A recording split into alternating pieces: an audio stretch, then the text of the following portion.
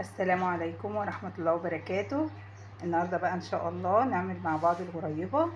المقدار الواحد بيبقى كوباية دقيق. احنا دلوقتي هنعمل كوبايتين دقيق، هنحط عليهم بأمر الله نص كوباية سكر. كوبايتين دقيق هنحط نص كوباية سكر. بسم الله. وهنحط معانا نص كوباية سمنة، طبعا سمنة بلدي، فلو هي مش سمنة بلدي بسم الله هنحط ريحة الموز. تمام، يعني لو هي سمنة عادية هنحط ايه ريحة الموز. انا عشان مش عاملة سمنة عادية، عاملاها بلدي، خلاص يبقى كده حلو قوي. هندسها بقى مع بعض. بسم الله، ندسها مع بعض عشان ايه ندوب السمنة فيها كويس قوي. ونحط برضو معانا فانيليا، ندسها بقى وارجع اوريها لكم. اهي يا حبايبي بستها، بس زودت ربع كوبايه كمان عن نص كوبايه،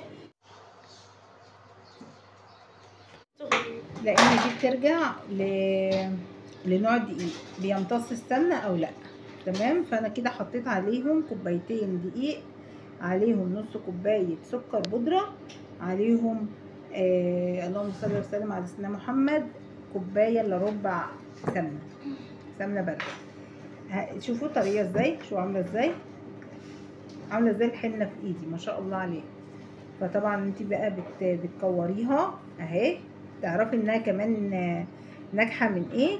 انت لما تيجي تكوريها كده ما تتفرفتش منك في ايدك، وتضغطي عليها ما تديكيش تشقيق اهي، ما تديكيش تشقيق من هنا.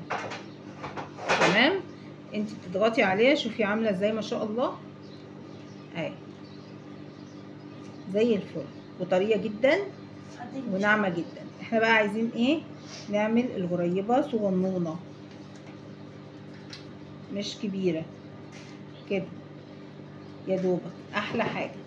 تمام، احلى حاجه كده اهي، صغيره كده، وتجرزي بس غرزه صغنونه في النص كده عشان هنحط فيها ملبسايه زبيبايه، اي شكل عندك انت عايزه تحطيه بتحطيه بامر الله.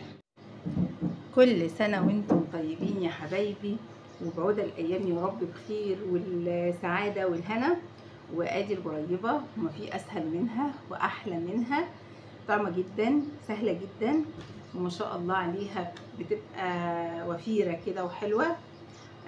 ما تنسونيش بقى لايكاتكم الحلوه، واشتراكات اشتراكات اشتراكات، مش هفكركم. والسلام عليكم ورحمه الله وبركاته.